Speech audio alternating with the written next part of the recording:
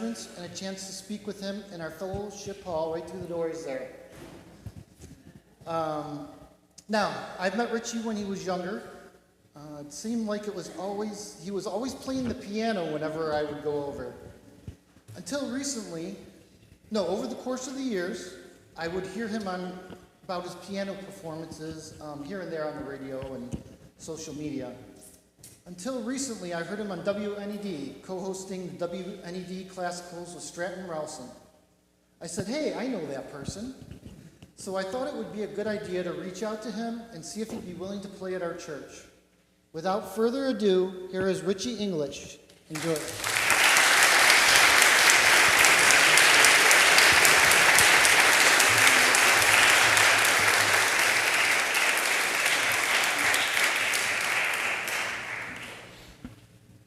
Good evening, everyone. Can you hear me okay? Yes. Great. Thank you so much for coming tonight. I really appreciate it.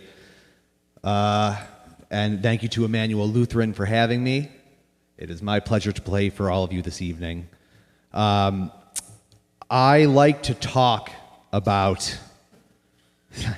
I could have just stopped it there and said I like to talk, and those of you who know me would have understood. But I like to discuss my way through some of these pieces and talk about the lives of these composers because they're fascinating. So the first composer that I'm going to play tonight is one of the most fascinating of them all, and that's Ludwig van Beethoven.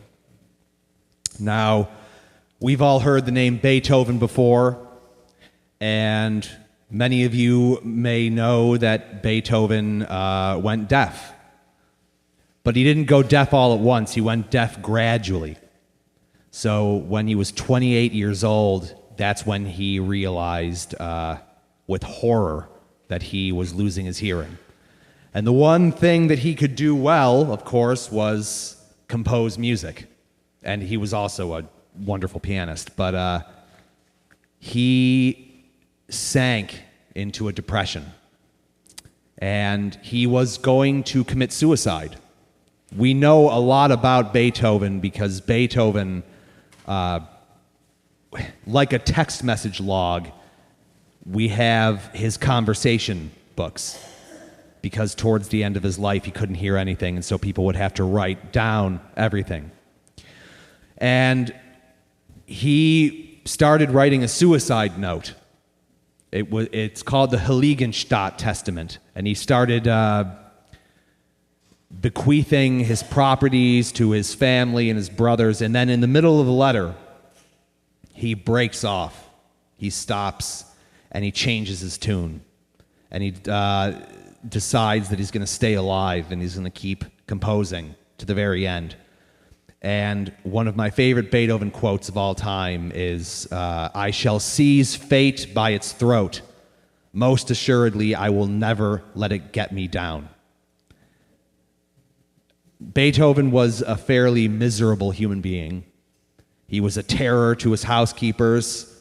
He was in love all the time, but he was ruddy and unhealthy, and he was a total mess, and he never was married. But there probably hasn't been a spirit like Beethoven's in history. And he left us with an unbelievable body of work. So tonight I'm going to play for you one of his most savagely difficult works. This is a piece that's about 20 minutes long. Now, it's a sonata, and what that means, roughly, when you buy an album, the album is made up of songs. So it is with a sonata. A sonata has what are called movements. So you've got the sonata, which is sort of the album, and then you have movements.